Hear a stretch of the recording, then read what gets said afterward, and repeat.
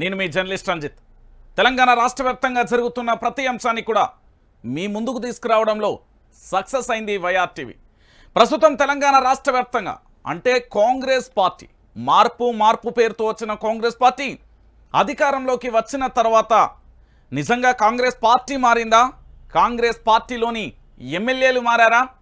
కాంగ్రెస్ పార్టీకి సంబంధించిన మంత్రులు మారారా? కాంగ్రెస్ పార్టీకి సంబంధించిన ముఖ్యమంత్రి మారారా? ఎవరు మారారు?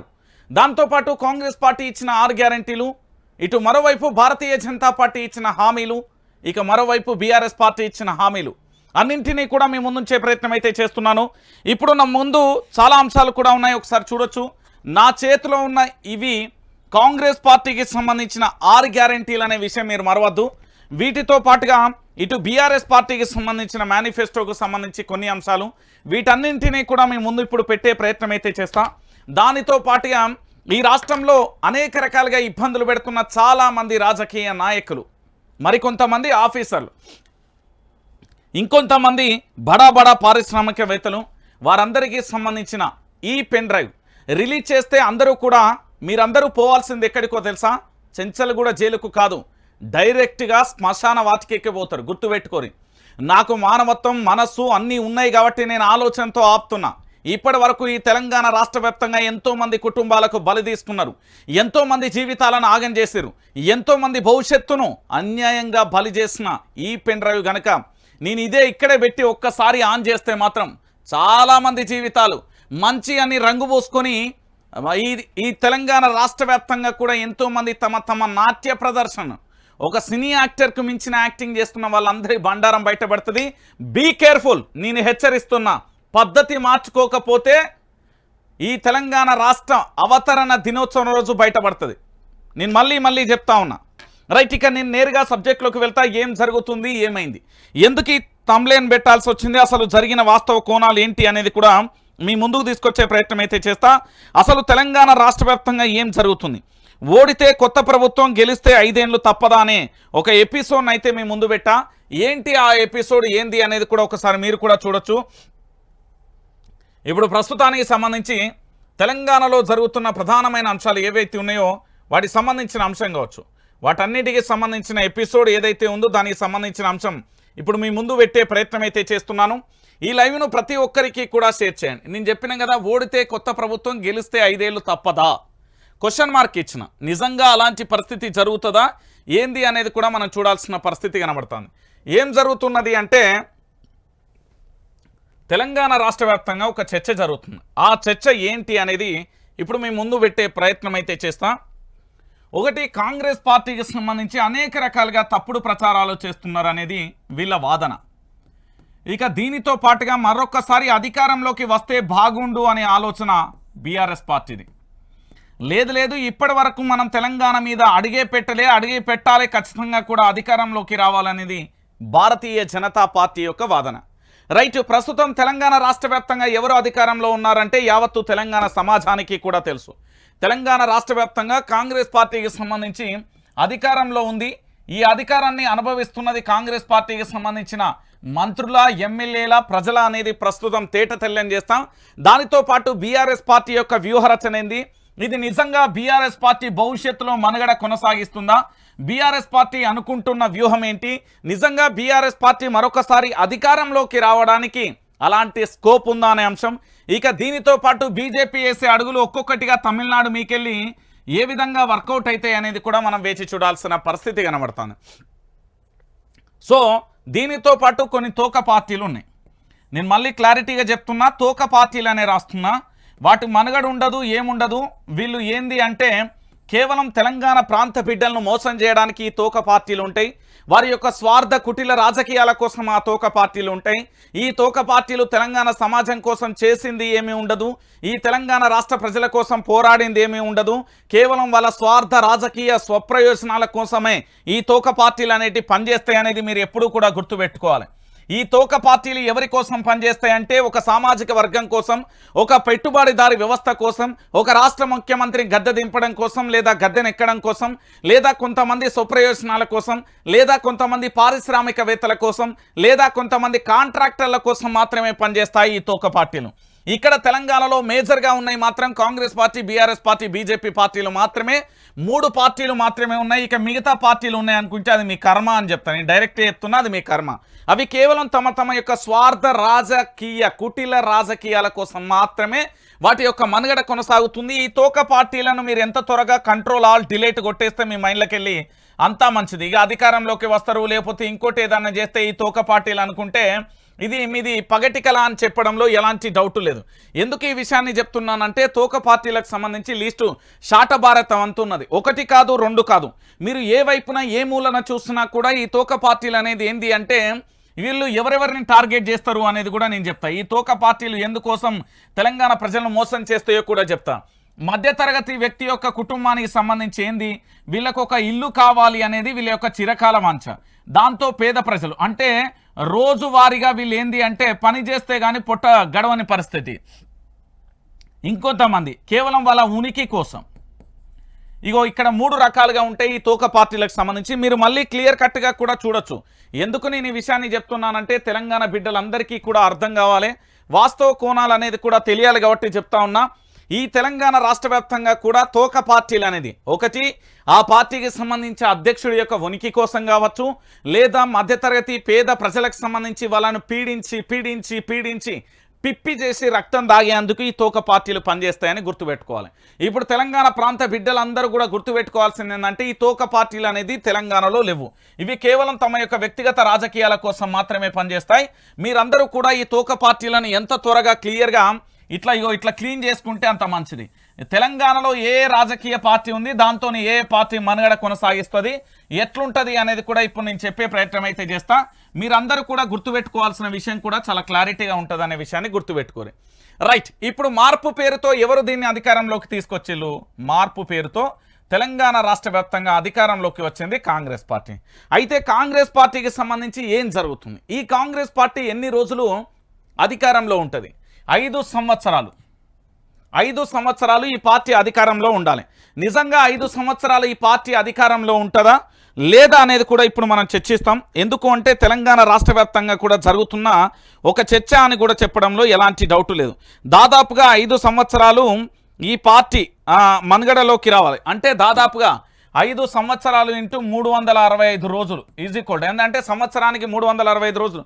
నేను న్యాచురల్గా చెప్తున్నా, దీంట్లో ఎంత లేదన్నా ఒక 1825 రోజులు. అంటే న్యాచురల్గా మనం ఏం చేద్దామంటే ఒక 1800 రోజులు ఇది అధికారంలో ఉండాలి. 5 సంవత్సరాల పాటు నిర్విరామంగా ప్రజలతో మమేకమవుతూ ప్రజల కోసం పనిచేయాల్సిన పార్టీ. సరే, మొత్తానికి అలవి కాని హామీలను ఇచ్చిందా, ఎలాంటి హామీలను ఇచ్చింది అనేది అది తెలంగాణ ప్రజలు చూసుకుంటారు. దానికి సంబంధించి కూడా ఇప్పుడు చెప్పే ప్రయత్నం చేస్తాను. రైట్, నా చేతిలో కాంగ్రెస్ పార్టీకి సంబంధించిన 6 గ్యారంటీల మేనిఫెస్టో ఉన్నది. ఇది మీరందరూ కూడా చూడాలి. తెలంగాణ ప్రాంత బిడ్డలందరికీ చెప్తున్నా, ఇది నేను ఓటు వేయడానికి వెళ్ళినప్పుడు సేకరించినది. ఎందుకంటే అక్కడ ప్రచారం చేస్తున్నారు. దీంట్లో guarantee card, Congress guarantee card అనే పేరుతోని ఇది విస్తృతంగా ప్రచారం జరిగింది. దీంట్లో ఏమేం పెట్టిల్లు, అసలు వీళ్ళు ఏం చెప్పిర్రు అనేది ఇప్పుడు చెప్తా. మొట్టమొదటి అంశం ఏంటంటే కాంగ్రెస్ పార్టీ గ్యారంటీ కార్డు అనేది పెట్టింది. ఈ కార్డును పెట్టి తెలంగాణ ప్రజలను మోసం చేస్తున్నారా, తెలంగాణ ప్రాంత బిడ్డలకు న్యాయం చేస్తున్నారా అనేది ఇప్పుడు బట్టలు ఇప్పి బజార్లో పెడదాం. ఏంటి అంటే ఇక్కడ కాంగ్రెస్ పార్టీలో కొన్ని అంశాలు ఉన్నాయి. 1,00,000 వేతనం, చదువుకున్న యువతకు ఖచ్చితమైన మొదటి ఉద్యోగం, యువ న్యాయం అంటూ కూడా చెప్పిన పరిస్థితి కనబడుతుంది. ఏమని చెప్పిల్లు అంటే 1,00,000 వేతనం, చదువుకున్న యువతకు ఖచ్చితమైన మొదటి ఉద్యోగం. ఈ తెలంగాణ రాష్ట్ర వ్యాప్తంగా ఎవరెవరైతే చదువుకుంటారో చదువుకున్న ప్రతి ఒక్కరికి కూడా ఉద్యోగ కల్పన చేస్తా అని చెప్తున్నది కాంగ్రెస్ పార్టీ. అంటే ఇప్పటి వరకు తెలంగాణ రాష్ట్ర వ్యాప్తంగా మన లెక్క ప్రకారం అంటే గతంలో మనం లొల్లి వెచ్చినాం కాబట్టి ఎంత లేదన్నా 40 లక్షల మంది ఉంటారు నిరుద్యోగులు. 40 లక్షల మంది నిరుద్యోగులు ఉంటారు. ఈ 40 లక్షల మంది నిరుద్యోగులకు కాంగ్రెస్ పార్టీ న్యాయం చేస్తుందట. ఎట్లా పాసిబుల్ అవుతుంది అనేది కూడా మనం అడగాలి. ఒకటి, ఈ 1,00,000 మందికి 1,00,000 వేతనంతో తెలంగాణ రాష్ట్ర వ్యాప్తంగా కూడా అంటే నెలకు 1,00,000 సంపాదిస్తావా, లేకపోతే ఏడాదికి 1,00,000 చొప్పున ఇస్తావా? అంటే ఎంత లేదన్నా కూడా ఒక 8,000 9,000 లోపు నెలకు 8,000 సంపాదనతోని వీళ్ళు ఇస్తారు అనుకుందాం. 1,00,000తోనైతే ఎవరు ఇవ్వరు, ఇది మీ అందరికీ తెలిసిన విషయమే. నెలకు 1,00,000 జీతం ఇచ్చేదంటే అది ఇక మనం మాట్లాడాల్సిన అవసరం కూడా లేదు. ఎంత లేదన్నా తెలంగాణ బిడ్డలందరికీ కూడా చెప్పేది ఏంటి అంటే వీళ్ళు ప్రచారం చేస్తున్న తీరు, దానితో పాటు ఇక్కడ జరుగుతున్న అంశం కూడా నేను చెప్పే ప్రయత్నం అయితే చేస్తా. ఎందుకు అంటే తెలంగాణ రాష్ట్ర వ్యాప్తంగా కూడా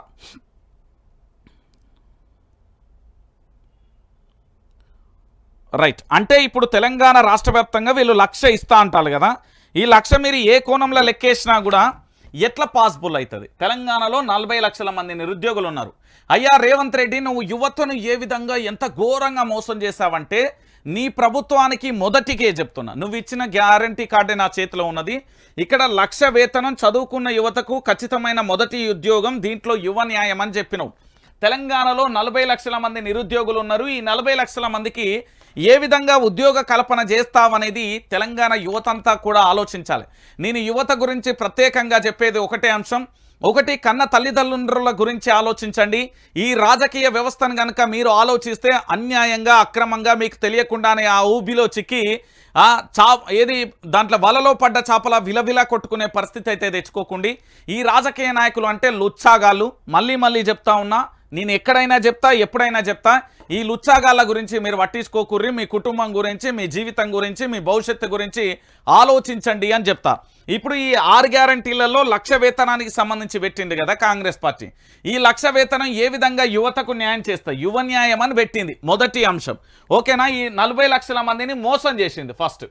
ఈ 40 లక్షల మంది మోసం అయిపోయి, అంటే తెలంగాణలో యువతకు మోసం జరిగింది. క్లారిటీగా కూడా ఇది చదవని వాళ్ళందరూ కూడా మళ్ళీ తెచ్చుకోండి.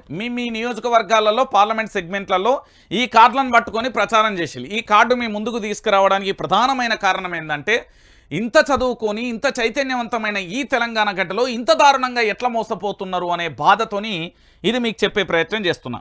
ఇక దాని తర్వాత రెండోదండి, 1,00,000 ప్రతి సంవత్సరం ప్రతి పేద కుటుంబంలోని ఒక మహిళకు నారీ న్యాయం అంటూ పెట్టిలు. అంటే తెలంగాణ రాష్ట్ర వ్యాప్తంగా ఎంత లేదన్నా కూడా మొత్తానికి ఈ తెలంగాణ రాష్ట్ర వ్యాప్తంగా 4 కోట్ల పైచిలకు జనాభా ఉన్నారు. దాంట్లో ఎంత తీసినా కానీ 2 కోట్లు 3 కోట్లు తక్కువలో తక్కువ ఉంటారు. అంటే ఈ బడ్జెట్ ఎక్కడి నుండి తీసుకొస్తారు? అంటే తెలంగాణ రాష్ట్రంలో ఏది అధికారులను, లేకపోతే లంచాల రూపంలో, లేకపోతే రేవంత్ రెడ్డి చెప్పినట్టు ఒక సంవత్సరం కడుపు మార్చుకుంటే ఏముంటుంది, 40,000 కోట్లు తీసుకొచ్చి రుణమాఫీ చేయొచ్చు అని చెప్పింది కదా. అంటే అక్రమ సంపాదనలో ప్రజలను పీడించి ఇస్తారా? ఏ విధంగా ఇస్తారు? ఈ బడ్జెట్ ఎక్కడి నుండి తీసుకొస్తారు? ఏ విధంగా న్యాయం చేయగలుగుతారు? అంటే మా మహిళలను కూడా మా తెలంగాణ ఆడబిడ్డలను చాలా స్పష్టంగా కూడా మోసం చేస్తున్నది. రెండోది ఏంది, 1,00,000 రూపాయలు ఇవ్వాలండి ఒక్కొక్క కుటుంబానికి. ప్రతి కుటుంబానికి ఏడాదికి మహిళకు 1,00,000 రూపాయలు ఇవ్వాలి. ఏ విధంగా? నారీ న్యాయం అని పెట్టిలు కదా, ఏ విధంగా సాధ్యం అది? దీనికి ఒక గైడ్లైన్స్ లేవు, దీనికి ఒక రూపకల్పన లేదు. ఇది ఏ విధంగా సాధ్యం అనేది తెలియదు. ఆ ఇంట్లో ఎవరికి ఇస్తారు, ఎవరికి ఇవ్వరు? ప్రభుత్వ ఉద్యోగం ఉంటే ఇస్తారా, ప్రైవేటుకు సంబంధించి ఇస్తారా, లేకపోతే ఐటీ కడితే ఇస్తారా, ఐటీ కట్టకపోతే ఇవ్వరా, లేకపోతే ఎన్ని ఎకరాల భూమి ఉండాలి, మహిళలకు ఏ విధంగా ఇస్తారు అనేది పెద్ద క్వశ్చన్ మార్క్. ఇది ఏంది అంటే పొద్దుగా లేవంగానే మొత్తం మోసం చేసేది అన్నట్టు. ఏది? ఈ మహిళలకు సంబంధించిన 1,00,000 రూపాయలు భయంకరమైన మోసం. నువ్వు ఎంత నీతి నిజాయితీగా ఉన్నా కూడా ఈ మభ్యపెట్టే మాటలు ఒక అంశం. ఇక దాంతో పాటుగా మరొకటి చూసిన, ఇది చూసినాక అసలు నాకు అసలు ఏంది అంటే, ఎవడు కొడితే దిమ్మ తిరిగి మైండ్ బ్లాక్ అవుతుందో ఆడే పండుగాడు అనేది పోకిరి సినిమాలో ఒక డైలాగ్ ఉంటుంది. అది చూసిన తర్వాత అసలు నిజంగా కూడా పాసిబుల్లా ఇది అనిపించింది. ఏంది అంటే దీంట్లోని అంశం 400 ప్రతిరోజు జాతీయ ఉపాధి హామీ కూలీలతో సహా దేశవ్యాప్తంగా కార్మికులందరికీ జాతీయ రోజువారీ కనీస వేతనం అంటే దీన్ని ఏమంటారంటే వీళ్ళ భాషలో అయితే శ్రామిక న్యాయం అన్నారు. శ్రామిక శక్తి అంటే శ్రమకు తగ్గ వేతనం అనేది మనం చిన్నప్పుడు చదువుకుంటూ ఉంటాం, పాఠ్య పుస్తకాలలో చదువుకుంటాం. ఇక ఇక్కడ దారుణం ఏంటంటే ప్రతిరోజు 400 అయితే 12,000 రూపాయలు ఇక్కడనే వస్తున్నాయి. అంటే ఉపాధి పని చేసుకొనైనా మనం బతకొచ్చు. ప్రతిరోజు 400 వీళ్ళు ఇచ్చిన కార్డే. ఇది నాది కాదు, నా స్వతహస్తాలతో నేను తయారు చేసింది కాదు. కాంగ్రెస్ పార్టీ పార్లమెంట్ సెగ్మెంట్ వారీగా కూడా ప్రచారం చేస్తున్నప్పుడు అప్పుడు వారి కార్యకర్తల చేతులలో దొరికిన ఈ పత్రం, ఈ యొక్క 6 గ్యారంటీల కార్డు అనేది చూపెడుతూ ప్రచారం చేస్తారు. కాంగ్రెస్ గ్యారంటీ అంటే 400. ఒక్కసారి మీరు ఆలోచించండి, 12,000 రూపాయలు శ్రామిక శక్తి కింద వీళ్ళు ఇస్తా అంటారు. చదువుకున్న యువతకి ఏమని చెప్పిలు, 1,00,000 రూపాయల జీతం వేతనం అని చెప్పిలు మొదటి కింద. అంటే 1,00,000 అంటే మీరు ఎట్లా క్యాలిక్యులేట్ చేసినా కూడా దాదాపుగా ఓ 9,000 పైచీలకు పడుతుంది అనుకుంటా, బహుశా 9,000 పైచీలకు జీతం వస్తుంది అనుకుంటా నెలకు. అంటే ఇక్కడ మీరు యువత అందరికీ చదువుకున్న వాళ్ళకేమో 9,000, నీకు చదవచ్చినా రాకున్నా కూడా ఉపాధి హామీ కూలీలతో సహా ఏంది అంటే పని చేస్తే 12,000 రూపాయలు నెలకత్తాయి. అంటే చదువుకొని వేస్ట్, ఉపాధి కూలీ అయినా కూడా 12,000 వస్తాయి. సో ఈ 12,000 ఏ ప్రాతిపదికన ఏ బేస్ మీద ఇస్తారు అనేది మొదటి అంశం. ఇక దీనితో పాటు రుణమాఫీలు ఏమని పెట్టిలు, రుణమాఫీ మరియు స్వామినాథన్ కమిషన్ ఫార్ములా ఆధారంగా కనీస మద్దతు ధర ఎంఎస్పికి చట్టపరమైన హోదా, రైతు న్యాయం. వీళ్ళు ఇందులో ఏం పెట్టారండి తెలంగాణ ప్రజలారా అంటే రైతు న్యాయం అంటూ ఒక ప్రధానమైన అంశాన్ని పెట్టిలు.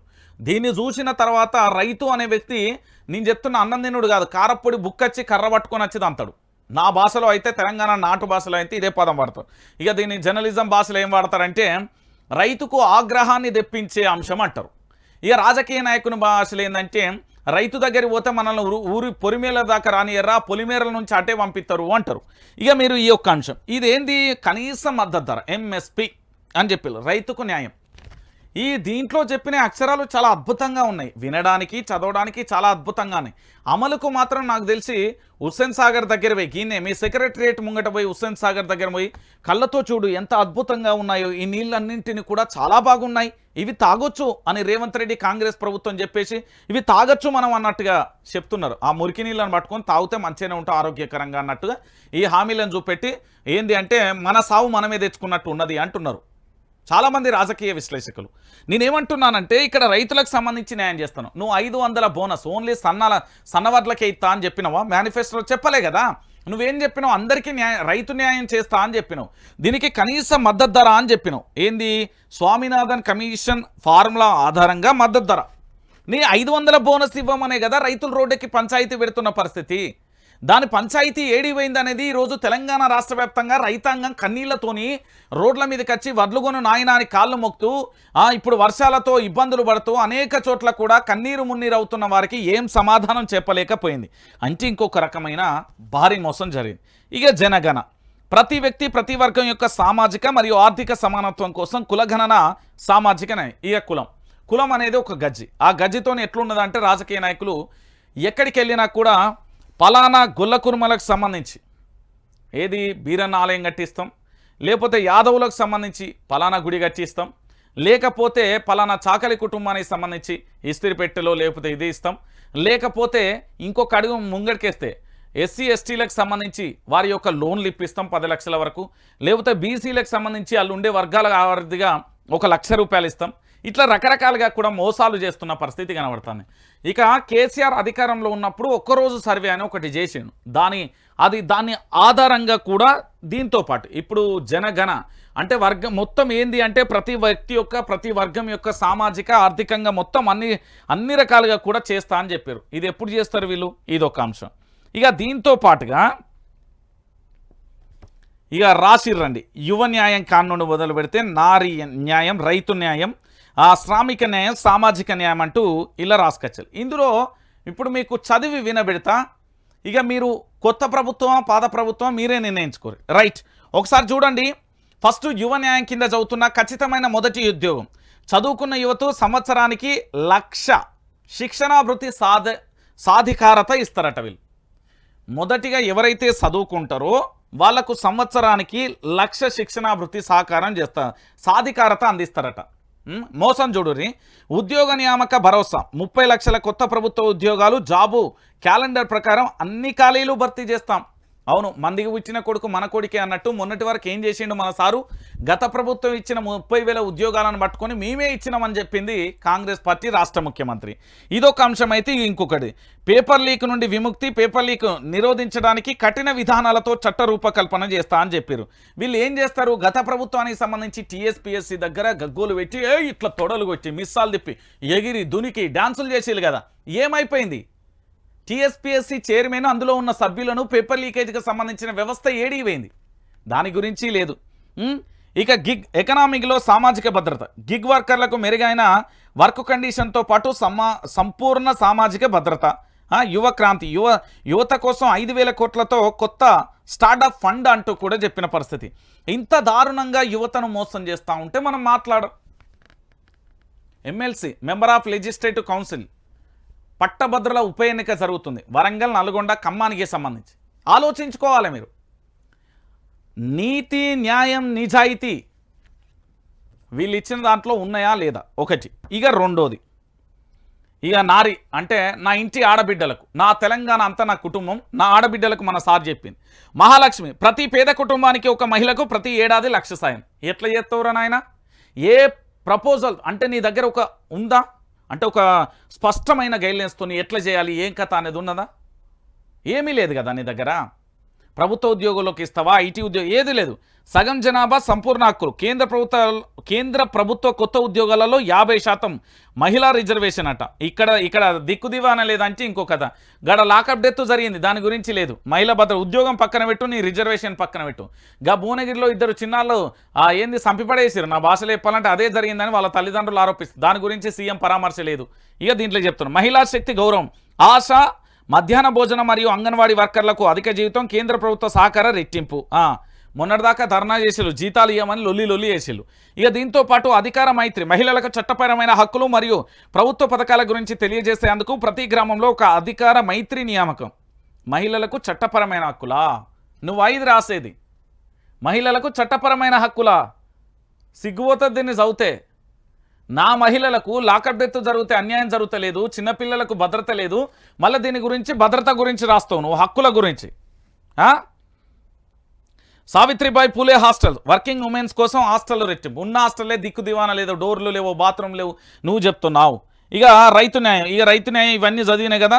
ఇది వీళ్ళు ఇచ్చిన అంశం అండి. ఇక దీంతో పాటుగా ఏంది అంటే, ఇది పూర్తి స్థాయిలో కాంగ్రెస్ పార్టీ తెలంగాణ ప్రజలకు యువ న్యాయం పేరుతో టోపీ పెట్టింది, నారీ న్యాయంతో మహిళలకు అన్యాయం చేసింది, రైతు న్యాయం పేరుతో రైతులను రోడ్ల మీదకి తెచ్చింది, శ్రామిక న్యాయంతో శ్రమ దోపిడీ ఆల్రెడీ జరుగుతూనే ఉన్నది, సామాజిక న్యాయం పేరుతోని ఆగమాగం చేయబోతున్నది అనేది ఈ విషయాన్ని మీరు గుర్తుపెట్టుకోవాలి. ఇది కాంగ్రెస్ పార్టీకి సంబంధించి మొన్నటి వరకు జరిగిన ఒక చర్చ. ఇప్పుడు అసలు చర్చ ఏంది? ఇప్పుడు మనం డైరెక్ట్ టాపిక్లోకి వెళ్దాం. ఏంది కాంగ్రెస్ ప్రభుత్వం ఏం జరుగుతుందన్నా, అసలు ఉంటుందా ఉండదా? ఏంది కాంగ్రెస్ పార్టీకి సంబంధించి ఆగస్టు 1 వరకు అనేది కొంతమంది వాదన, డెడ్ లైన్. ఈ పార్టీకి సంబంధించి ఏం జరుగుతున్నది? దీంట్లో సీఎం రేవంత్ రెడ్డి ఉన్నాడు. ఏంటంటే ప్రస్తుతం ఈయన రాజీనామా చేస్తున్నాడు. మరి సీఎం రేవంత్ రెడ్డి దేనికి రాజీనామా చేస్తున్నాడు అనేది కూడా ఆలోచించాలి. టీపీసీసీ పదవికి రాజీనామా చేస్తున్నాడు. తెలంగాణ ప్రదేశ్ కాంగ్రెస్ కమిటీకి సంబంధించి, అంటే తెలంగాణ రాష్ట్ర అధ్యక్షుడిగా కాంగ్రెస్ పార్టీకి రాష్ట్ర ముఖ్యమంత్రి యనుమల రేవంత్ రెడ్డి రాజీనామా పత్రం పెట్టిండు. ఈ రాజీనామా పత్రం ఏంటంటే, ఈ రాజీనామా పత్రంతో ఆ పార్టీ అధ్యక్షుడు కావడానికి కోమటిరెడ్డి వెంకటరెడ్డి కానుండి మొదలు పెడితే పెద్ద శాటభారతే ఉన్నది. దీని గురించి మనం చదువుతీ కాదు, ఓడవని కథ. నేనేం చెప్తున్నానంటే, తెలంగాణ బిడ్డలారా, ఒక్కరా ఇద్దరా కాదు, చాలామంది కూడా ఈ పదవి కోసం పోటీ పడుతున్న పరిస్థితి కనబడుతుంది. అంటే రాష్ట్ర వ్యాప్తంగా కూడా ఇప్పటి వరకు పూర్తి స్థాయిలో దాదాపుగా తెలంగాణ రాష్ట్ర రాజకీయాలలో చాలా వరకు కూడా వీళ్ళు రాజీనామాకైతే రంగం సిద్ధమైంది. ఏంది, రేవంత్ రెడ్డి టీపీసీసీ పదవికి రాజీనామా చేస్తే కాంగ్రెస్ పార్టీలో భారీ మార్పులు కూడా జరిగే అవకాశం ఉంటుంది. ఇక్కడ ఏం జరుగుతుంది? రేవంత్ రెడ్డి ఏది BRS to TDP, TDP to Congress to ఇప్పుడు సీఎం తెలంగాణకు. ఇది ఈయన చరిత్ర. ఇప్పుడు ఏంది, ఎన్నికల ఫలితాల తర్వాత టీపీసీసీ చీఫ్గా మారిస్తే గనక రేవంత్ రెడ్డి స్థానంలో మరో కీలకమైన నేతకు పగ్గాలు అప్పగించే పరిస్థితి ఉంటుంది. అయితే అందరూ ఊహించినట్టుగా ఇక్కడ ఏంటంటే రకరకాలుగా చర్చ జరుగుతుంది. రేవంత్ రెడ్డి రాజీనామా తర్వాత తదుపరి ఆ సీటు ఎవరికి అంకితం చేస్తే బాగుంటుంది అనేది ఈయన వ్యతిరేక వర్గం ఆలోచిస్తున్నది. అయితే ఇక్కడ క్లారిటీ ఏంటంటే, ఇందులో రెండు వ్యతిరేక వర్గానికి సంబంధించి వ్యతిరేకత ఎందుకు వస్తుంది అనేది చెప్తా. ఈ అధ్యక్ష పదవి కోసం డిప్యూటీ సీఎం బట్టి విక్రమార్క ప్రయత్నాలు చేస్తున్నాడు. ఎందుకంటే ఇప్పటికే ఆయనకు సీఎం పీఠం రాలే, నా వల్లనే కాంగ్రెస్ పార్టీ అధికారంలోకి వచ్చింది, ఇంత అధికారంలోకి తీసుకొచ్చిన నాకు ఎందుకు ఇవ్వలేకపోయారు అనేది ఒక పంచాయతీ మొదలవుతున్నది. ఈ పంచాయతీతోని ఇప్పటికే తలబట్టుకున్న పరిస్థితి కనబడుతుంది. డిప్యూటీ సీఎంకు సంబంధించిన బట్టి విక్రమార్క ఇప్పటికే తెలంగాణ రాష్ట్ర వ్యాప్తంగా కూడా ఆయన చాలా అసమ్మతితోని, ఎందుకంటే ఒక ఏంది అంటే ఆయనను కించపరిచే విధంగా యాదాద్రి లక్ష్మీనరసింహస్వామి కానుండి మొదలు పెడితే ఆయన ఇప్పటి వరకు అనేక రకాలుగా మానసిక వేదనతో ఉన్నాడు అనేది మరో అంశం. ఇక దాని తర్వాత కోమటిరెడ్డి రాజగోపాల్ రెడ్డి, నేనే హోమ్ మినిస్టర్ అయితానా, తెలంగాణలో మొత్తం హోమ్ మినిస్టర్ అయ్యేది నేనే, ఎవడేందిరాబాయ్ అన్నట్టుగా ఆల్రెడీ సారు 2-3 డైలాగులు కూడా వదిలిండు, మీ అందరికీ తెలుసు కోమటిరెడ్డి రాజగోపాల్ రెడ్డి. ఆ తర్వాత మధు యాష్కే, రాహుల్ గాంధీకి అత్యంత నమ్మిన విశ్వాస పాత్రుడైన వ్యక్తి మధు యాష్కే గౌడ్. దీన్ని కూడా టీపీసీసీకి సంబంధించి ఈ పదవి మీద ఆశపడుతున్నారు. దీంట్లో ట్విస్ట్ ఉన్నది, లాస్ట్కి చెప్తా. దాని తర్వాత జగ్గారెడ్డి ఏంటంటే, జగ్గారెడ్డి అన్న ఏ ఫైల్ తీసుకొస్తే ఎప్పుడు ఎక్కడ సంతకం పెట్టాలంటే అక్కడ పెడతా అని మాటలతో మభ్యపెట్టిండు. ఆ తర్వాత మహేష్ కుమార్ గౌడ్ రేసులో ఉన్నట్టుగా తెలుస్తుంది. అయితే ఇక్కడ ట్విస్ట్ ఏంటంటే, వీళ్ళందరి పేర్లు ఒక ఎత్తు అయితే ఇప్పుడు రేవంత్ రెడ్డి ఏం చేస్తాడు అనేది కూడా చాలా మందికి తెలియాలి. రేవంత్ రెడ్డి అద్దంకి దయాకర్ను తెర మీదకి తీసుకొస్తాడు. అద్దంకి దయాకర్ను తెర మీదకి తీసుకొచ్చి టీపీసీసీ అధ్యక్ష బాధ్యతలలో ఆయన కూర్చోబెట్టే ప్రయత్నం జరుగుతున్నది. మీరు గతంలో కూడా చాలా క్లారిటీగా చెప్పిన విషయం ఏంది అంటే, ఆయనకు ఎమ్మెల్యే పదవి ఇయ్యలే, దాంతోపాటు ఎంపీ టికెట్ ఇయ్యలే, దాంతోపాటు ఎమ్మెల్సీ ఇయ్యలే, దాంతోపాటు ప్రభుత్వ సలహాదారు పదవి ఏది ఇవ్వలే. అంటే నేను చెప్తున్నా చాలా క్లారిటీగా, ఏ పదవి కూడా ఆయనకు రాకుండా అడ్డుకున్నారు. నల్గొండకు సంబంధించిన ఒక వర్గం అనేది ప్రధానంగా కూడా ముద్ర పడిపోయిన పరిస్థితి కనబడుతుంది. సో ఇలాంటి పరిస్థితులలో ఈయన అద్దంకి దయాకర్కు టికెట్ ఇప్పించుకునే ప్రయత్నం జరుగుతుంది. తెలంగాణ ప్రదేశ్ కాంగ్రెస్ కమిటీకి సంబంధించి, అంటే తెలంగాణ కాంగ్రెస్ పార్టీ అధ్యక్షుడిగా రేవంత్ రెడ్డి ఆల్రెడీ ఇదొక యుద్ధ ప్రాతిపదికన తన ప్రయత్నాలు మొదలు పెడుతున్నారు. కానీ ఇక్కడ జరిగే విషయం ఏంటంటే, బట్టి విక్రమార్క కానీ, కోమటిరెడ్డి రాజగోపాల్ రెడ్డి కానీ, మధు యాష్కే కానీ, జగ్గారెడ్డి కానీ ఆల్రెడీ వీళ్ళందరూ కూడా పోటీలో మేము సైతం అంటూ రేవంత్ రెడ్డికి వ్యతిరేకంగా ఇదొక వర్గం తయారైందనేది ప్రధానంగా కూడా చర్చనీయాంశం జరుగుతుంది. అంటే పదవి కోసం, కేవలం తెలంగాణ అధ్యక్ష పదవి కోసం పంచాయతీ ఏ స్థాయిలో ఉన్నదో కూడా మీరు చూసారు. ఇది ఈ పార్టీ అంతర్గత పంచాయతీ అని చెప్పడంలో క్లియర్ కట్గా ఎలాంటి డౌట్ లేదు. దీంట్లో పదవుల కోసం ఆశపడే వాళ్ళు కొందరైతే, పదవులు వచ్చినా రాకున్నా కూడా కాంగ్రెస్ పార్టీ అధికారంలో ఉంది కాబట్టి ఏమీ చేయలేని నిస్సహాయ స్థితిలో చాలామంది ఉన్నారు అనేది మరొక అంశం కొనసాగింది. ఇక ఇప్పుడు రేవంత్ రెడ్డి గారికి సంబంధించి చూద్దాం. ఇక్కడ బీఆర్ఎస్ పార్టీ, బీజేపీ పార్టీకి సంబంధించిన అంశం, కాంగ్రెస్ పార్టీ మీరందరూ గుర్తుపెట్టుకోవాలి. బీజేపీ పార్టీకి సంబంధించిన శాసనసభ పక్ష నేత ఎలేటి మహేశ్వర్ రెడ్డి. ఇక ఈయన పేరు చెప్తే చాలా మందికి తెలంగాణలో అందరికీ విషయం తెలుస్తుంది. ఎలేటి మహేశ్వర్ రెడ్డి ఏం చేస్తాడు, ఎలేటి మహేశ్వర్ రెడ్డికి సంబంధించి ఏం చెప్తాడు అనేది కూడా మనం చూస్తున్న పరిస్థితి కనబడుతుంది. ఒక్కసారి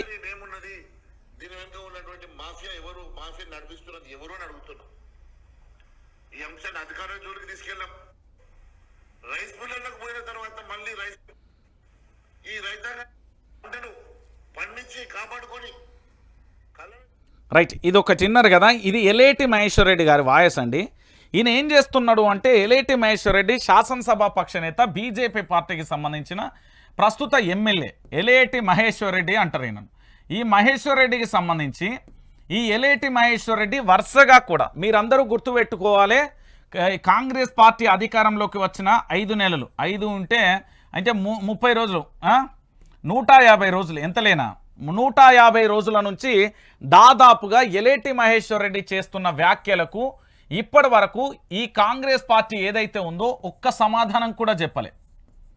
ఇక్కడ ఏంటి అంటే, భారతీయ జనతా పార్టీకి సంబంధించిన ప్రస్తుత అభ్యర్థి ఎవరైతే ధర్మపురి అరవింద్ కావచ్చు, ఎలేటి మహేశ్వర్ రెడ్డి కావచ్చు, లక్ష్మణ్ కావచ్చు, దాంతోపాటు చిన్న పెద్ద నేతలందరూ కూడా ఒక ప్రధానంగా కూడా చర్చనీయాంశంగా తీసుకొచ్చి ఈయన బీజేపీ పార్టీకి పోతున్నాడు అనేది ప్రధానంగా కూడా తెర మీదకి తీసుకొస్తే కనీసం దీని మీద స్పందన లేదు. ఇదే బీఆర్ఎస్ పార్టీకి సంబంధించిన అధినేత, ఆ పార్టీకి సంబంధించిన చీఫ్ కేసీఆర్ మాట్లాడితే అగ్గి మీద గుగ్గిలమై ఆగమాగం చేసిండు ఎవరు, రేవంత్ రెడ్డి. రేవంత్ రెడ్డి ఎంత ఆగమాగం చేసిండన్న అంటే, ఒక రకంగా చెప్పాలంటే అగ్గి మీద గుగ్గిలమవుడు కాదు, ఆగమాగం అయిపోయిండు. ఒక రకంగా చెప్పాలంటే మరి భారతీయ జనతా పార్టీకి సంబంధించిన వీళ్ళందరూ కూడా స్వాగతం పలికిళ్ళు, మా పార్టీలోకి రాబోతున్నాడు అని చెప్పారు. ముహూర్తం కూడా ఖరారైందని కూడా చెప్పిన పరిస్థితి కనబడుతుంది. ఇప్పుడు నేనేమంటున్నానంటే, ఇక్కడ బీఆర్ఎస్ పార్టీ, బీజేపీ, కాంగ్రెస్ ఈ 3 పార్టీల యొక్క పంచాయతీ ఏ తారాస్థాయికి చేరింది అనేది ఒకసారి చెప్తా. ఇప్పుడు అధికారం ఉంది, మేము ఏం చేసినా చెల్లుతుంది, రాజ్యం మా చేతిలో ఉంది అనుకుంటూ భ్రమలో ఉన్నది కాంగ్రెస్ పార్టీ. ఇది ప్రజాస్వామ్యం. ఇక్కడ డాక్టర్ బాబాసాహెబ్ అంబేద్కర్ రచించిన భారత రాజ్యాంగం ఒకటి అమల్లో ఉంది. దీనికి సంబంధించి ప్రధానంగా కూడా చర్చ కొనసాగుతుంది. ఈ తెలంగాణ ప్రాంత బిడ్డలు ఇక్కడ ఉండే వ్యవస్థలు తిరగబడతాయి అనే విషయాన్ని పాపం ఆది మర్చిపోయింది. ఇక కేంద్రంలో మేము ఏ విధంగానైనా రాబోతున్నాం, మరొకసారి దేశ పరిపాలన మాదే, మోదీని చూసి ఓటేస్తారనే భ్రమలో ఇది ఉన్నది. ఇక బీఆర్ఎస్ పార్టీ విషయానికి వస్తే భవిష్యత్తు ఖచ్చితంగా కూడా తిరిగి మనం ముఖ్యమంత్రి అవుతాం, ఆ స్కోప్ మన దగ్గర ఉంది. దాదాపుగా 38 మంది మన చేతిలో ఉన్నారు, ఎటుపోయినా కూడా అధికారం మరొకసారి వస్తుందనే ఆలోచనలో బీఆర్ఎస్ పార్టీ ఉంది. ఎట్లుంది అంటే వీళ్ళు 39 + 10 + ఒక 4 వీళ్ళ అంచనా, ఇది నాది కాదు వాళ్ళే. నేనేం చెప్తున్నా అంటే వాళ్ళ యొక్క 12 కావచ్చు. సో మొత్తానికి వీళ్ళ క్యాలిక్యులేషన్ ఇట్లున్నది బీఆర్ఎస్. ఇక్కడ ఏంది అంటే రేపు ఓటుకు నోటు కేసు జూలైలో 14 14వ తారీఖు ఉంటుంది. ఆ కేసు కనుక రివీల్ అయితే రేపు పరిస్థితి ఏంది, నా తర్వాత ముఖ్యమంత్రి ఎవరుంటే బాగుంటుంది, నాకు ఆల్రెడీ ఆర్ఆర్ ట్యాక్స్ అనేది ఆల్రెడీ ఈ దేశ ప్రధాని కూడా చెప్పిండు, రేవంత్ రెడ్డి రాహుల్ ట్యాక్స్ అంటూ కూడా ఢిల్లీకి ఇక్కడ నుండి 2500 కోట్లు కూడా పంపిన ఈ పంచాయతీ అయితే కొనసాగుతుంది అనే కోణంలో ఈయనే ఉన్న పరిస్థితి కనబడుతుంది. ఇక ఈ కాంగ్రెస్ పార్టీకి సంబంధించి ప్రధానంగా ఇప్పుడు చర్చించాల్సిన విషయం ఏంటంటే ఇక్కడ పొంగులేటి కానీ, బట్టి కానీ, కోమటిరెడ్డి బ్రదర్స్ కానీ, దాంతోపాటు ఉత్తమ్ కానీ, ఇంకా చెప్పాలంటే వీళ్ళతో పాటుగా పూర్తి స్థాయిలో కూడా తెలంగాణ రాష్ట్ర వ్యాప్తంగా కూడా ఏక్నాథ్ షిండే రూపంలో వీళ్ళందరూ ఉన్నారు అంటూ కూడా ఒక చర్చ కొనసాగుతుంది. అయితే ఇప్పటికే తెలంగాణ రాష్ట్ర వ్యాప్తంగా ఉన్న 7,000 కోట్లు రైతులకు సంబంధించిన రైతు బంధు మిస్ అయింది. దాంతోపాటు రైతు బీమా 734 కోట్లు మిస్ అయింది. దాంతోపాటుగా మొన్నటికి మొన్న ఒక 1000 కోట్లు మిస్ అయినాయి. ఇవన్నీ ఎవరి అకౌంట్లో చేరినాయి, ఎవరికి లబ్ధి చేకూరింది అనేది మొదటి పాయింట్.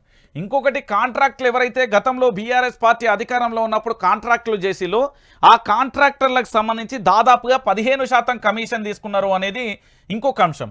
ఇదే దీంట్లో ఈ కాంగ్రెస్ పార్టీకి సంబంధించి ప్రధానంగా కూడా బిల్డర్లు, రియాల్టర్లు వీళ్ళ దగ్గర నుంచి కూడా పైసలు వసూలు చేసి అనేక రకాలుగా బెదిరింపులు చేసి అనేది ఇంకొక అంశం.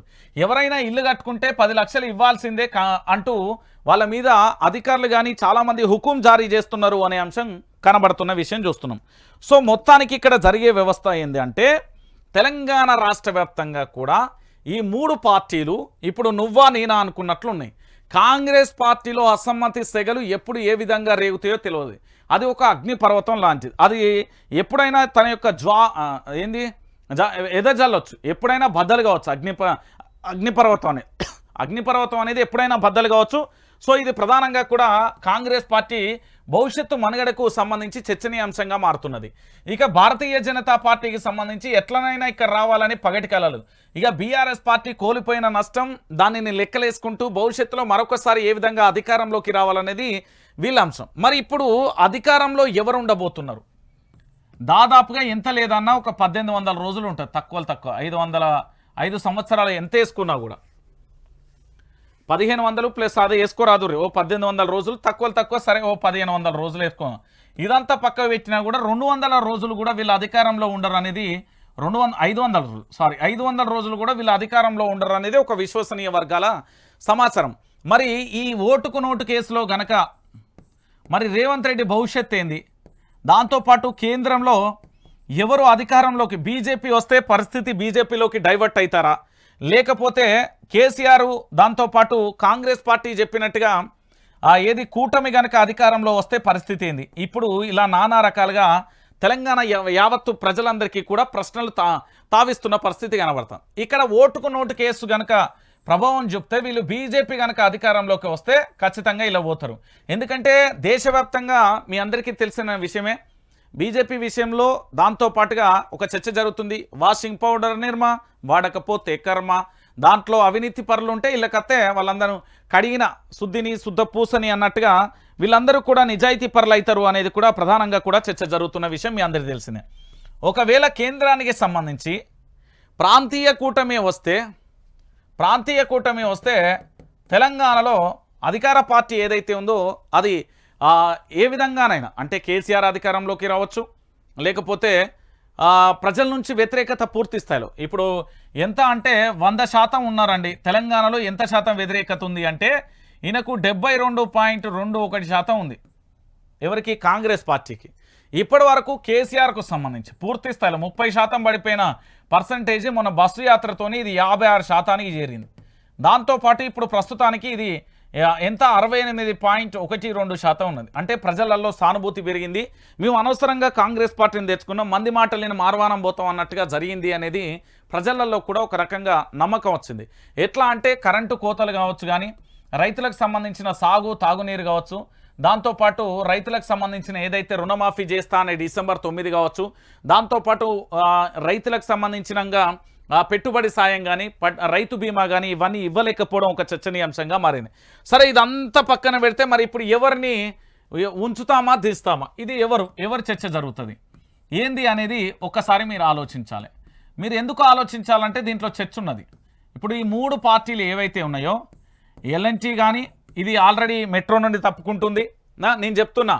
దాంతోపాటు హైదరాబాద్కు సంబంధించి అంటే ఇక్కడ హైదరాబాద్ నుండి మొదలు పెడితే విలేజ్ వరకు ఇక్కడ పూర్తి స్థాయిలో ఏ విధంగా ప్రజలలో వ్యతిరేకత స్టార్ట్ అయిందనేది మీ అందరూ చూసిళ్ళు.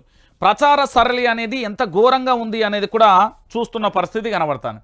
సో వీళ్ళు ఇచ్చిన ఈ 6 గ్యారంటీల అమలు, ఈ గ్యారంటీ కార్డు ఏదైతే ఉందో కాంగ్రెస్ పార్టీకి సంబంధించిన ఈ గ్యారంటీ కార్డు భవిష్యత్తులో ఇది ఏమవుతుంది అంటే కరెంటు లేకపోతే ఇట్లా ఊపుకోవడానికి పనికొస్తుంది. ఎందుకంటే గాలి కోసం మనం ఇట్లా ఊపుకోవడానికి పనికొస్తుంది, కానీ ఇవన్నీ అమలు చేసే దాఖలాలు అయితే కనబడతలేదు. సో ఖచ్చితంగా కూడా ప్రజలందరూ తిరగబడతారనే ఒక విశ్వాసం బీఆర్ఎస్ పార్టీ వ్యక్తం చేస్తున్నది. సెంట్రల్లో మేము ఖచ్చితంగా వస్తే మాత్రం మళ్ళీ ఏంది అంటే మీరందరూ తెలుసు మధ్యప్రదేశ్ కానుండి మొదలు పెడితే ఏ విధంగా ప్రభుత్వాలను భారతీయ జనతా పార్టీ కూల్ చేసుకుంటూ వచ్చిందో, ఇప్పుడు టార్గెట్ కూడా ఈ ఎన్నికలలో గెలిస్తే ఏమవుతుంది కర్ణాటక, ఆ తర్వాత తెలంగాణ మీదనే పడతారు. మీ అందరికీ తెలిసిన విషయమే. ఒక రకంగా చెప్పాలంటే ఏదో ఒక రకంగా ఈడీ నోటీసులు కానీ రకరకాలుగా వచ్చే అవకాశాలు ఉంటాయి. సో ఖచ్చితంగా ఇది ఉండదు అనేది వీళ్ళ యొక్క పూర్తి విశ్వాసం ఉన్నది. ఇక కాంగ్రెస్ పార్టీ నయాన్నో భయానో రేవంత్ రెడ్డి ఆలోచనలో ఉన్న తీరు ఏంటంటే మనం ఎట్లనైనా ఈ ప్రభుత్వాన్ని 10 ఏళ్ళు కాపాడుకోవాలి, ఈ సీటును 10 సంవత్సరాలు ఈ సీటును ఎట్లాగూ వదులుకోవద్దు. ఎందుకు వదులుకోవద్దు అంటే ఈయన ఏమనుకుంటుందంటే ఎవరైతే తిరగబడతారో వాళ్లకు నల్ల సూట్ కేసు కానీ లేదా పదవులు కానీ లేకపోతే వాళ్ళ మీద అనేక రకాల ఇబ్బందులు పెడితే మాత్రం ఎవరు ఉండరు. ఎందుకంటే ఇది సముద్రం కాంగ్రెస్ పార్టీ అని నువ్వెంత నీ పీకుడు ఎంత అనుకుంటా పార్టీ మారే అవకాశాలు కూడా ఉంటాయి. కొంచెం భాష యాస అప్పుడప్పుడు ఇట్లా ఉంటుంది, ఉండాలి కూడా. అయితే వీళ్ళు ఉండరు. ఇలా ఏమన్నా ఒత్తిడి జరిగితే మాత్రం విపక్షంలోకి రావడానికి సిద్ధంగా ఉన్న పరిస్థితి కనబడుతుంది. నిజంగా ఇక్కడ కాంగ్రెస్ పార్టీ పార్లమెంట్ ఎన్నికల తర్వాత 17 స్థానాలలో ఉదాహరణకు బీఆర్ఎస్కు గనక 10 స్థానాల పైచిలకు వస్తే అంటే పల్లెలలో విపరీతమైన ఓటు బ్యాంక్ అనేది పెరిగింది. ఈ పెరిగిన ఓటు బ్యాంక్ అనేది కేసీఆర్ మీద ప్రేమ ఉండో గనక వేస్తే మాత్రం ఖచ్చితంగా రౌండప్ అవుతుంది. నేను చెప్తున్నాగా తెలంగాణ మరొకసారి తమ పూర్తి స్థాయిలో కూడా స్వేచ్ఛా వాయువులు పీల్చుకునే అవకాశం ఉంటుంది. లేదు బీజేపీకి 10 స్థానాల పైకి వచ్చినాయి అనుకో, కేంద్రంలో కూడా అధికారంలోకి వచ్చిందంటే ఓకే. 10 స్థానాలు వచ్చి కేంద్రంలో అధికారంలోకి రాకపోతే సమస్యలో పడుతుంది. 10 స్థానాలు వచ్చి కేంద్రంలో అధికారంలోకి వస్తే ఈ బ్యాచ్ అంతా మళ్ళీ ఇటు పోతుంది. లేదు కూటమి వచ్చింది, కాంగ్రెస్ పార్టీకి సంబంధించి అన్ని పార్టీలకు సంబంధించిన కూటమి వచ్చింది, అప్పుడు సీఎం సీట్ అనేది భద్రంగా ఉంటుంది అనేది ప్రధానంగా కూడా చర్చనీయాంశంగా మారుతున్న పరిస్థితి కనబడుతుంది. సో తెలంగాణ రాష్ట్ర రాజకీయాలలో ఇప్పటి వరకు మీరు చూస్తున్నట్లుగా పార్టీ తమ ఎజెండాలతో వెళ్తున్నాయి. దేని ఎజెండాతో వెళ్తున్నాయి అంటే కేవలం అధికారమే శాశ్వతంగా వెళ్తున్న పరిస్థితి కనబడుతుంది. ఇక్కడ అధికారం తప్ప మరొక ఆలోచన లేని పరిస్థితి కనబడుతుంది. ఒకటి వాళ్ళ ఆస్తులను కాపాడడం, లేదా అధికారంలో ఉండేలా వాళ్ళ యొక్క ప్రయత్నాలు చేయడం.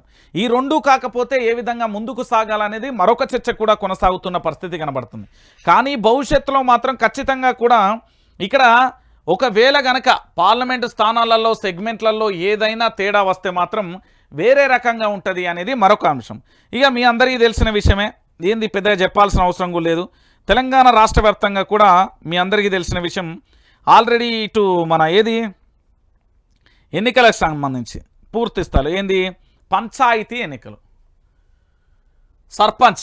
పంచాయతీ ఎన్నికలకు సంబంధించి ఈ సర్పంచ్ల ఎన్నిక అనేది సర్పంచ్లకు సంబంధించి ఎన్నికల కోడ్ వచ్చింది. ఇలా ఎన్నికల సర్పంచ్లకు సంబంధించి అంటే నోటిఫికేషన్ త్వరలో పంచాయతీ జూన్ మొదటి వారంలో వార్డుల విభజన, 2వ వారంలో రిజర్వేషన్ల ప్రక్రియ, 3వ వారంలో సర్పంచ్లకు రిజర్వేషన్ ప్రక్రియ, జూలై మొదటి వారంలో షెడ్యూల్, చివరి వారంలో నోటిఫికేషన్.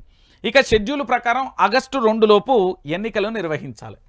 మీరు వినాలే ఏంది అంటే ఇక్కడ జూనేనా, జూన్ మొదటి వారం, జూలైలో షెడ్యూలు, మళ్ళీ నాలుగు తెలంగాణ బిడ్డలారా థర్డ్ వన్ ఆగస్టులో, ఈ ఆగస్టుకు సంబంధించి పూర్తి స్థాయిలో కూడా పంచాయతీ ఎన్నికలకు సమరం. ఈ పంచాయతీ ఎన్నికలకు సంబంధించి ఏం జరుగుతుంది, ఏం కథ అనేది కూడా ఆలోచించాలి. ఇక్కడ ఏమైంది, మొత్తం తెలంగాణ రాష్ట్ర వ్యాప్తంగా కూడా 12,814 ఎన్ని గ్రామ పంచాయతీలు ఇవి, 12,814 గ్రామ పంచాయతీలు, దాంతోపాటు 88,682 వార్డులు ఉన్నాయి. సో ఇక్కడ ఏం జరుగుతుంది అనేది మళ్ళీ అడగాలి నన్ను. ఎందుకు అంటే తెలంగాణ బిడ్డలందరికీ తెలియని విషయం ఏంటి అంటే, అన్న ఎట్టి పరిస్థితులలో కాంగ్రెస్ పార్టీ అధికారం పార్టీలోకి మార్పు పేరుతో వచ్చింది. ఇక మన అందరికీ టోపీ ఎట్లా పెడుతుంది అంటే ఇగో ఇట్లా. ఇప్పుడు మీ దగ్గర ఉన్నది ఏంది, నా చేతిలో ఉన్నది వీళ్ళ యొక్క గ్యారంటీ కార్డు. సరే ఇది పట్టుకుంటా, ఇదా సరే, ఇది గ్యారంటీ కార్డు. వీళ్ళు ఏం చేస్తున్నారు, ఈ గ్యారంటీ కార్డు 6 గ్యారంటీలు 13 అంశాలను నచ్చారు. ఎప్పుడు వీళ్ళు అధికారంలోకి వచ్చారు, డిసెంబర్లో అధికారంలోకి వచ్చారు. రాగానే ఎన్నికల కోడ్ అనేది ఒకటి వచ్చింది, కోడ్ వచ్చింది. దేనికి కోడ్ వచ్చింది, పార్లమెంట్ ఎన్నికలకు. తర్వాత ఏం కోడ్ వచ్చింది, ఉప ఎన్నిక కోడ్ ఎమ్మెల్సీ. తర్వాత ఏం కోడ్ వచ్చింది, పంచాయతీ ఎన్నికల కోడ్ వచ్చింది. ఇప్పుడు మరి ఈ 6 గ్యారంటీలు కార్డు సంగతి ఏంటంటే ఏమంటాడు రేవంత్ రెడ్డి అంటే, ఇక చూడు నేను చేద్దాం అనుకున్నా గట్లెట్టుంటుంది ఉల్లా, ఎన్నికల సంఘమే కోడ్ ఇచ్చినాక నేను ఎట్లా చేయగలుగుతా, నా వల్ల ఏమైతే చెప్పు అంటాడు. అంతటితో అయిపోతుందా, అయిపోతుంది. దీన్ని ఇక్కడితోనే ఇట్లా మంచిగా సమస్యను ఆగస్టు దాదాపుగా ఏంది ఇవో 30 ఏంది 60 90 మళ్ళీ ఒక 100 రోజుల కాలయాపన అయిపోతుంది. దాని తర్వాత ఈ 6 గ్యారంటీలు మళ్ళీ అడిగితే మళ్ళీ ఎన్నికత్తది, ఇదే పని అయిపోతుంది. ఇప్పుడు తెలంగాణ రాష్ట్ర వ్యాప్తంగా కూడా ప్రజలు ఇప్పుడు ఆలోచించాలి, ఎన్నికల పేరుతోని మీ జీవితాలు ఈ కార్డు పేరుతోని అన్యాయానికి గురవుతున్నాయి, మీరు బలి కాబోతున్నారు. కాబట్టి ఇప్పటికైనా మనం మేల్కొందాం అంటే, ఇక మీరు మేల్కొన్నారా లేదా అనేది నేను పార్లమెంట్ ఎన్నికలలో చెప్తా. 17 స్థానాలకు ఎవరెవరికి ఎన్ని స్థానాలు ఇచ్చిలు, మరి దేశంలో ఉన్న మోడీ చూసిర్రా, పక్క రాష్ట్ర పైన ఎందుకే ప్రధాని చేయాలనే ఆలోచన మనకు రాదు. పరాయి రాష్ట్రానికి సంబంధించిన వ్యక్తులను ఎందుకు ప్రధాని చేయాలి, మన రాష్ట్రానికి సంబంధించిన వ్యక్తినే మనం ఎందుకు చేయకూడదు అంటే, మనం ద్రవిళ్ళం కాదా. తమిళనాడులో ప్రాంతీయ పార్టీని వాళ్ళు ఎంత ఘోరంగా అంటే వాళ్ళ రక్తాన్ని చుక్కలుగా మార్చి వాళ్ళ యొక్క ఏంది ఆ పార్టీకి దారబోసి ఆ పార్టీలను నిలుపుకుంటారు ద్రవిడులు. అంటే అక్కడ తమిళనాడుకు సంబంధించి ఎట్లుంటుంది అనేది తెలుసు, వాళ్ళ ప్రాంతం వాళ్ళ భాష ఏం మాట్లాడాలి ఆ రాష్ట్రంలోకి. కానీ మనకాడ ఏంది అంటే, వాడు ఎవడు సూట్ కేసులు ఇస్తాడు, ఎవడు పదవులు ఇస్తాడు, వాటికి కుక్కగాక బొక్క కాశపడ్డట్టు మన బతుకులు ఉంటాయి. మన బతుకులు అంటే కొంతమంది, అందరికీ ఉంటాయి, దీంట్లో ఉంటాయి. సో ఇప్పుడు ఏం జరుగుతుంది తెలంగాణలో అంటే, ఎన్నికల కోడ్తోని పాపం రేవంత్ రెడ్డి కాలయాపన చేస్తాడు. ఈ కాలయాపన చేయడం వల్ల ఎవరికి నష్టం అంటే, తెలంగాణలో ఉన్న 4 కోట్ల మందికి నష్టమే. యువతకు ఉద్యోగాలు రావు, మహిళ ఈడిచ్చిన ఏదైతే ఉన్నాయో ఈ 6 గ్యారంటీలు అమలుగా, ఇంకా మన భాషలో చెప్పాలంటే క్లియర్ కట్గా. వీళ్ళు ఏమైనా చేస్తారంటే, మొన్నటి పార్లమెంట్ ఎన్నిక అసలు నాకు తెలిసి దునియాలనే హైలైట్. అది కేవలం రుణమాఫీ పేరుతోని ప్రచారం చేసిండు రేవంత్ రెడ్డి. ఇజ్జత్ పోయే కథ అది తెలుసా. డిసెంబర్ 9వ తారీఖున నేను చేయలే, నేను ఆగస్టు 15వ తారీఖున చేస్తా అనుకుంటున్నా, అప్పుడు చేస్తా ఖచ్చితంగా ఒకటే దశలో. ఆగస్టు ముచ్చట ఎందుకు చెప్పిండంటే, ఇగో ఈ ఎన్నికల కోసం చెప్పిండు ఈ పోటు మోగోడు. ఈ విషయాన్ని మనోళ్ళు మర్చిపోయి లేదు ఖచ్చితంగా కూడా మనకు రేవంత్ రెడ్డిని ఒక్క రుణమాఫీ కోసం భారతదేశంలోని జాతీయ స్థాయిలో తెలంగాణ గలం ధలం బలం గురించి ఆలోచించలే. మన దేశ ఎన్నికలండి, మన రాష్ట్రం నుండి మన ప్రతినిధులు ఉండాలి, మన ప్రాంత బిడ్డలు ఉంటే న్యాయం జరుగుతుంది, ప్రాంతీయ పార్టీ ఉండాలి, ఆడ కీ రోలు ఉండాలి. కానీ ఈ తెలంగాణ బిడ్డలు ఎలాంటి తీర్పిస్తారో ఆలోచన. కేవలం 6 గ్యారంటీల్లోని 13 అంశాలు మర్చిపోయారు. రుణమాఫీ అని అంటున్నారు. అరే రుణమాఫీ కాదురా నాయన, పండించిన పంట గుణం అంటే దాని గురించి మాట్లాడలే, కరెంటు పోతుంటే మాట్లాడలే, సాగునీరు వస్తా అంటే మాట్లాడలే, పెట్టుబడి సాయం రాలే, పోనీ చచ్చిపోయిన రైతులకు రైతు బీమా రాలే. ఇవన్నీ మర్చిపోయారు నా ప్రజలు. ఇక ఏం మాట్లాడతాం తెలంగాణ బిడ్డలారా. నేను ఎందుకు చెప్తున్నా ఈ ముచ్చట అంటే, తెలంగాణ రాష్ట్ర వ్యాప్తంగా కూడా కొత్త పార్టీ పాత పార్టీ ఎవడు అధికారంలోకి వస్తే ఏమవుతుంది అనేది చెప్తున్నా. ఇప్పుడు అధికారం పార్టీ మారినంత మాత్రాన మీరందరూ కూడా ఆలోచించాలి, ప్రభుత్వం మారితే కాదు పాలనా వ్యవస్థ మారాలి అనే విషయాన్ని మీరందరూ కూడా గుర్తుపెట్టుకోవాల్సిన అవసరం ఎంతైనా ఉంటుంది. ఈరోజు తెలంగాణ రాష్ట్ర వ్యాప్తంగా కూడా మళ్ళొక్కసారి ఎన్నికల ఆ కోడ్తోని మన సారి ఏం చేయబోతున్నాడు అనేది కూడా మీ అందరికీ చెప్పిన. కాబట్టి ఖచ్చితంగా తెలంగాణ ప్రాంత బిడ్డలందరికీ చెప్తున్నా నేను, ఏంది అంటే 6 గ్యారంటీలు అటకెక్కినాయి ఉల్లో. ఈ 6 గ్యారంటీల కార్డు రేపు ఫ్యూచర్లో నేను చూస్తా ఇగో ఇట్లా ఊకొని ఇంటికాడ ఇట్లా హాయి ఇట్లా ఇగో ఇట్లా ఏంది విసన కర్ర లెక్క ఊపుకోవడానికి మాత్రమే పనికొస్తుంది తప్ప ఈ తెలంగాణ ప్రజలకు ఈ 6 గ్యారెంటీల్లోని అంశాలు ఇందులో ఉన్నదేదైనా అమలు అయితే నన్ను అడుగురు. ఎందుకంటే దీన్ని అమలు చేయాలంటే తెలంగాణ భారతదేశంలో ఉన్న అన్ని రాష్ట్రాల బడ్జెట్ అవసరమైతే పక్కనున్న చైనా, పాకిస్తాన్, ఆఫ్ఘనిస్తాన్ ఇతరతర దేశాల నుంచి కూడా తీసుకొచ్చి వీటిని అమలు చేయాలి. రేపు కరెంటు పోతుందని విసన కర్ర లెక్క ఇగో ఇట్లా ఊపుకుంటా ఉండాల్సిన పరిస్థితి కనబడుతుంది. రేపు ఎవరి దగ్గరికన్నా పోతే ఈ కార్డు పరిస్థితి అది. ఎందుకు అంటే ఎన్నికల కోడ్. నేనేం చేస్తా, భారత ఎన్నికల సంఘం ఓ కోడ్ ఇచ్చింది, ఆ కోడ్ ప్రకారం ఇక్కడ ప్రభుత్వ పరిపాలన అనేది నడవాలి అంటారు. ఇజ్జత్ పోతుందండి. 4 కోట్ల మంది ప్రజలు, చదువుకున్న మేధావులు, చదువుకున్న వ్యక్తులం ఉన్నాం.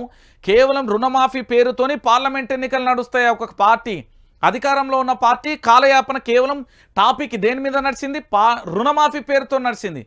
ఓన్లీ కాంగ్రెస్కు సంబంధించిన ముఖ్యమంత్రి ఆయన సభలలో సమావేశాలలో ఒక రుణమాఫీ పేరుతో నడిపిండు.